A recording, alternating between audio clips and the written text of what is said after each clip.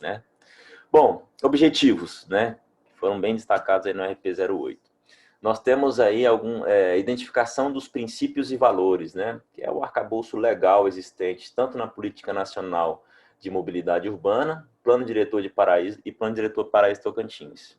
Então, é importante a população entender que esse é um trabalho que ele já tem uma sustentação importante, né? Porque ele não é um trabalho que começou apenas no final do ano passado, apenas no final de 2019. Toda essa parte de mobilidade, ela também foi inicializada na construção do plano diretor, que aconteceu aí durante todo o ano de 2018. Então, de forma mais aprofundada, entramos aí agora no plano de mobilidade. Mas o plano diretor nos trouxe informações importantíssimas através das 12 audiências públicas que nós realizamos aí durante todo o ano de 2018. Nós temos a construção da visão de cidade, né?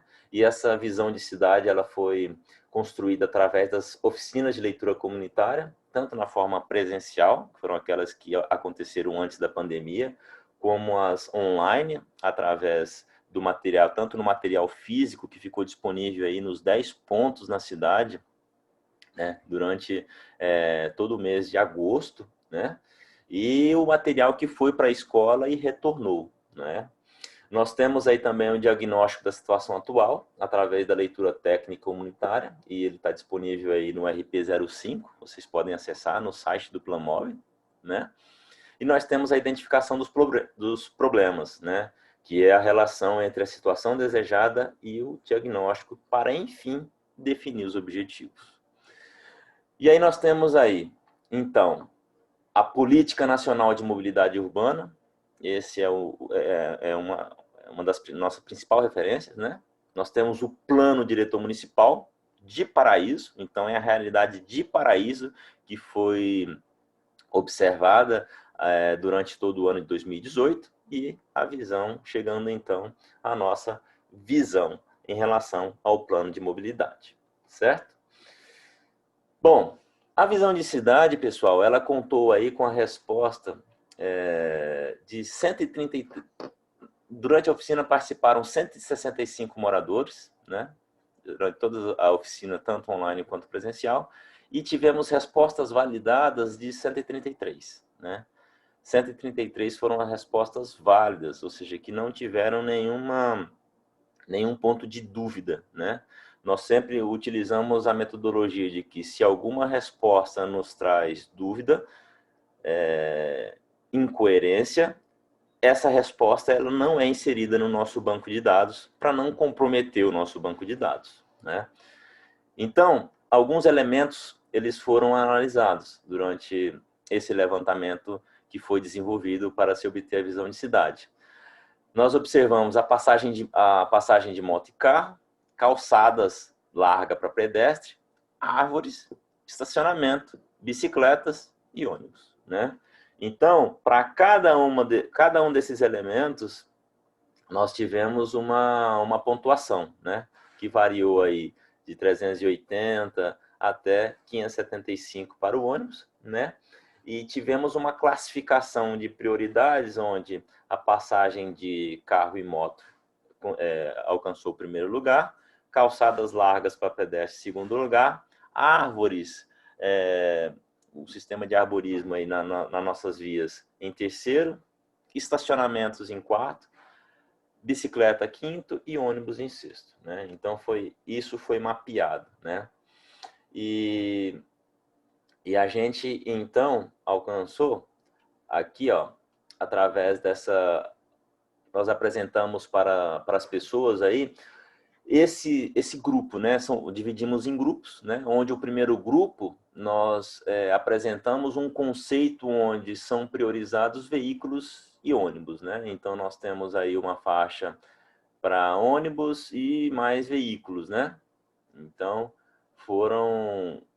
apresentamos essas soluções para a população e 27% mais ou menos da população entende como esse um grupo interessante, né, para a cidade. Para carros e ciclistas, né, onde a gente tem tanto vias, né, para passagem de veículos, quanto de bicicletas, né? Então, com ciclovias. Para 37% da população que participou, eles entendem que esse grupo é o mais interessante para Paraíso. Por outro lado, 15% entende que é preciso calçadas mais largas, né? E passagem de veículos. Então, calçadas largas para a população conseguir transitar de forma mais livre, né? Onde se tem uma liberdade maior para se transitar. 15% dos participantes escolheram essa opção. E pedestres e ciclistas, onde são priorizados exclusivamente os pedestres e ciclistas. Olha, percebam que a gente não tem veículos motorizados nas vias, nem motos, nem carros, nem ônibus, apenas pedestres e ciclistas. 21% da população participante entendeu que essa seria a melhor maneira, certo? Então, tivemos aqui como o grupo vencedor, o grupo que prioriza carros e ciclistas, certo? Bom, o que isso traz, né? O que significa? Paisagem com maior fluidez de veículos automotores e com infraestrutura para ciclistas, né? Se destacaram, certo? Então, onde você tem aí carros e ciclistas foi o mais escolhido, como a gente mencionou anteriormente.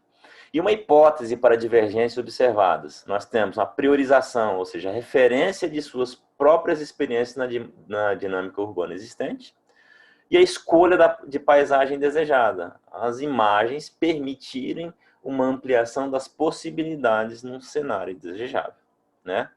Então, a gente tem alguns comentários importantes para fazer em termos de calçadas, né? É preciso termos calçadas aí com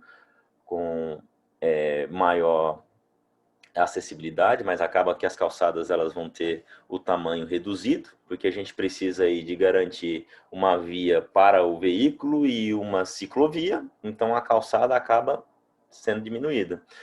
Nós precisamos, então, definir, né? É preciso, então, definir uma infraestrutura cicloviária, né, para essas bicicletas aí, um sistema de transporte público e também estacionamentos. Então, todos esses pontos, pessoal, eles acabam sendo impactados, né? Porque dentro da engenharia, na vida em geral, né? Quando você escolhe um determinado ponto, você tem benefícios, mas você também tem perdas. Então, você vai ganhar aí, num aspecto, mas você terá prejuízo em outro aspecto também, não é? Bom, então, a visão da mobilidade urbana para a sociedade paraisense, ela está estabelecida sob o paradigma da fluidez do trânsito e do veículo motorizado individual, corroborando a visão construída há décadas no Brasil. Então, isso aí é um padrão realmente brasileiro, né? Cultural. Apesar disso, as calçadas também foram destacadas, apontando para uma valorização do pedestre, né, no contexto da mobilidade. Um avanço significativo notado foi a inserção de infraestrutura para bicicletas no desejo do paraisense para compor a paisagem da cidade. Então, nós temos aí 3 pontos importantes, né? O veículo individual, né? As pessoas querem usar os seus próprios veículos, seja a sua própria moto ou seu próprio carro. As pessoas querem ter calçadas capazes e disponíveis para elas caminharem, andarem, e elas também querem a possibilidade de transitarem pela cidade com as suas bicicletas, né? Então, a priorização desses 2 últimos modos, tanto pedestre quanto ciclistas, denominados de modos ativos, se alinham com as diretrizes da Política Nacional de Mobilidade Urbana, né? Então, favorecer o pedestre e favorecer o ciclista, lembra? Ele está no topo da nossa pirâmide. Então, ele está alinhado com as diretrizes da Política Nacional de Mobilidade Urbana, né? E aí, olha só os princípios. Prestem atenção, vamos acompanhar aqui. Nós temos reconhecimento do espaço público como um bem comum, titularizado pelo município, equidade no uso do espaço público de circulação e sistema de transporte público, acessibilidade universal e universalidade no direito de se deslocar e de usufruir a cidade. Desenvolvimento sustentável da cidade, nas dimensões socioeconômicas e ambiental, justa distribuição dos benefícios e ônus decorrentes do uso dos diferentes modos de transporte e serviço. Sexto, gestão democrática e controle social de seu planejamento e avaliação. Sétimo, segurança no deslocamento para a promoção da saúde e garantia da vida. E, por fim, oitavo, eficiência, eficácia e efetividade na circulação urbana e na prestação do serviço de transporte urbano, né? Então, a nossa proposta, ela visa todos esses aspectos, né? Que traz a eficiência, eficácia, segurança, né? Desenvolvimento, acessibilidade, né? Garantir acessibilidade também, e principalmente com prioridade para aquelas pessoas que têm alguma dificuldade motora, não é? Então, baseado nisso, está sendo desenvolvida a proposta do Plano de Mobilidade de Paraíso, né? Algumas diretrizes, né? Bom, integração com a política municipal de desenvolvimento urbano e respectivas políticas, né? Incentivo ao transporte ativo e priorização dos transportes não motorizados sobre os motorizados para alocação de recursos, né? Então, isso aí é uma ideia que é importante, né?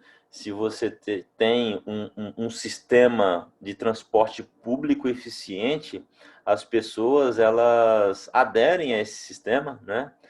Hoje em dia é complicado você deixar de usar o transporte, você deixar de usar o seu carro próprio, o seu veículo próprio em relação ao transporte público por conta das condições, né? Mas se temos transporte público que atendam as demandas, que geram conforto, que apresentam segurança, normalmente o transporte público ele é mais barato do que o individual. Então as pessoas elas tendem a utilizar o transporte público, né?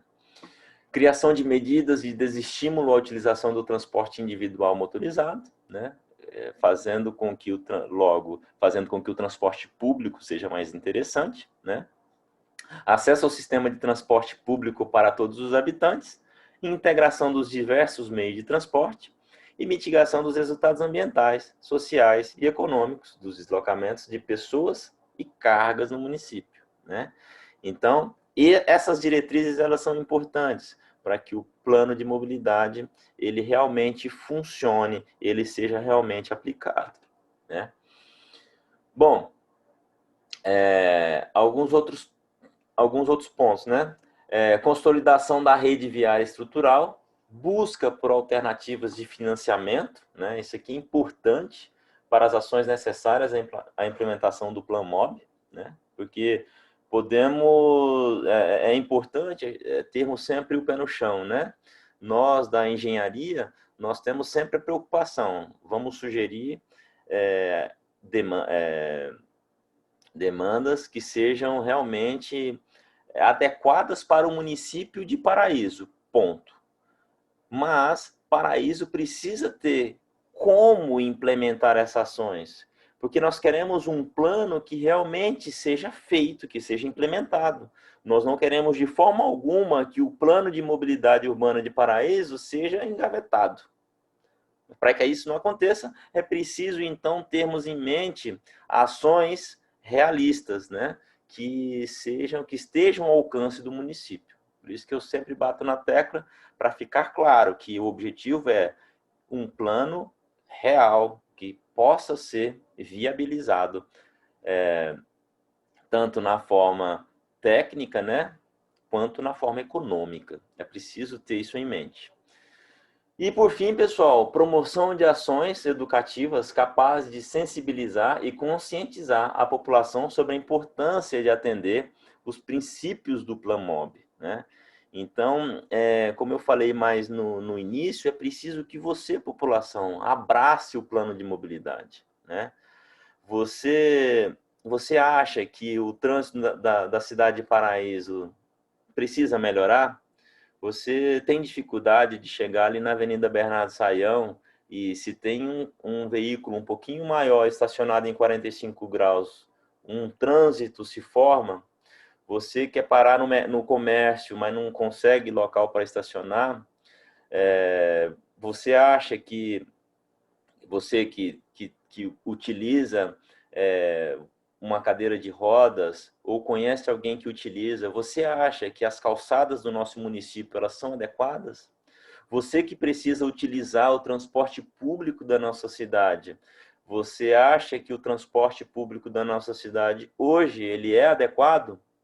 Bom, se você entende que tudo isso que foi colocado aqui precisa melhorar, então é preciso você também abraçar o plano de mobilidade, porque é através do plano de mobilidade que nós podemos melhorar a realidade do transporte, da mobilidade urbana em Paraíso do Tocantins, certo? Então isso aqui ó, é fundamental. O item, perdão. O item 9, ele é fundamental, porque é a população abraçar, a população entender que um plano de mobilidade urbana é interessante e é importante para Paraíso, né? Bom, temos então como objetivo geral promover a universalização do acesso à cidade, a melhoria da qualidade ambiental e controle dos impactos gerados pelo sistema de mobilidade na cidade, proporcionando condições seguras de circulação de pessoas, atendendo aos princípios de acessibilidade e mobilidade universal, né? Então, isso resume tudo que a gente colocou aí dentro do nosso objetivo geral, né? Bom, alguns objetivos específicos. Nós temos o transporte a pé, né? Os pedestres. Oferecer aí, ofertar, demandar e acessibilidade universal. Então, é preciso ter condições para que o pedestre ande na cidade, né? Uma cidade onde não tem calçadas, onde tem um fluxo grande de veículos, complica, né? O pedestre ele tem dificuldades em transitar na cidade com essas características, né? Transporte cicloviário também, né? A gente tem oferta e tem demanda, né? Então, o município ele tem interesse, as pessoas têm interesse em construir ciclovias, em utilizar a bicicleta como meio de transporte, né? Então, isso aí é importante mapear, e a gente sabe que tem, né? Baseado nos resultados que a gente já mostrou anteriormente. Transporte público coletivo, transporte, em relação ao transporte público coletivo, né? A infraestrutura, ela é adequada, né?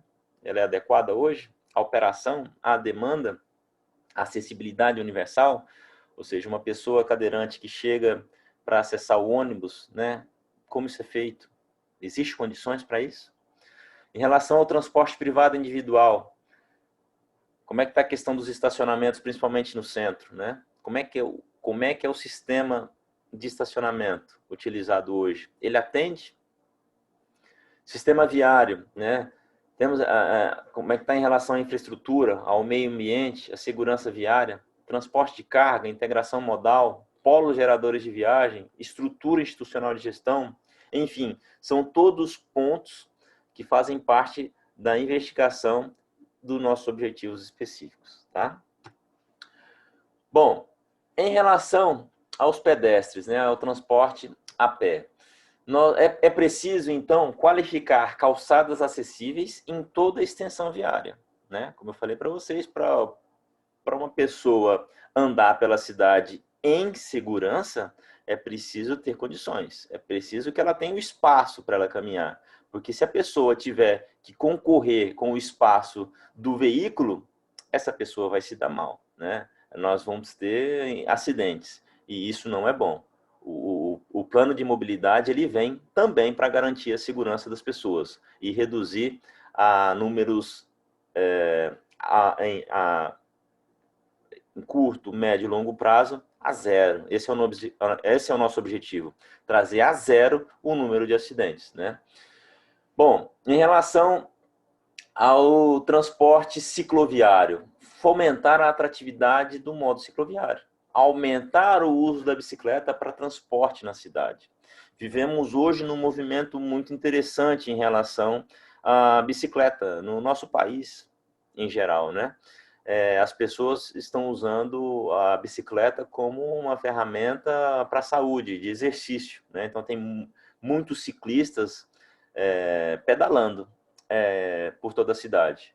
Então, isso é interessante, porque tem muita gente que deixa o carro em casa, né? E aí reduz poluente, diminui o trânsito, usa a bicicleta para se deslocar, por exemplo, de casa para o trabalho, faz o exercício e, ao mesmo tempo, ajuda a melhorar o trânsito. Então, para isso, pessoal, é preciso ter infraestrutura dentro da cidade. De novo, se o ciclista tiver que concorrer com o carro, com a moto, com o ônibus, com o caminhão, nós vamos aumentar consideravelmente a possibilidade de termos acidentes.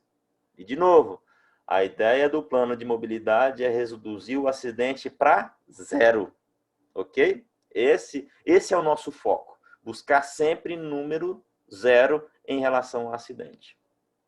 Transporte público coletivo, qualificar pontos de embarque e desembarque em toda a cidade. É preciso ter isso mapeado, é preciso identificar onde é o ponto de ônibus corretinho, onde a pessoa vai embarcar, onde ela vai desembarcar, né? Para ter o quê? Segurança, para a pessoa se programar, o ponto de ônibus mais próximo da minha residência é aquele, então já vai direto para aquele ponto, né? E ter uma infraestrutura nesse ponto de ônibus, né? Com acessibilidade. Hoje, a nossa realidade é que se um cadeirante precisa utilizar o ônibus, ele vai ter que contar com a ajuda de pessoas para carregarem ele para dentro do ônibus e depois para retirarem do ônibus, né?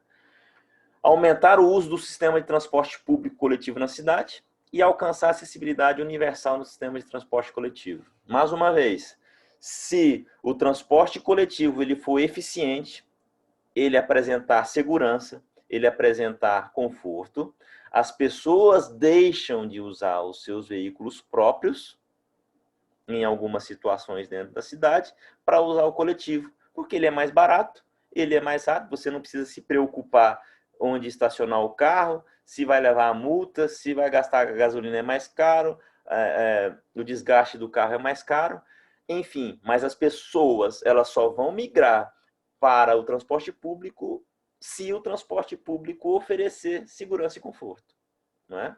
Então, isso é preciso estar na mente, né? Em relação ao transporte privado individual, equilibrar a oferta de estacionamentos, né? Você que usa o seu veículo próprio, quando você vai para um determinado lugar, você precisa estacionar, né? Não dá para a gente colocar o carro no bolso e entrar na loja, né? É preciso estacionar o carro, estacionar em local seguro, né? Um local onde você não cause acidentes e também que você não cometa infração, né?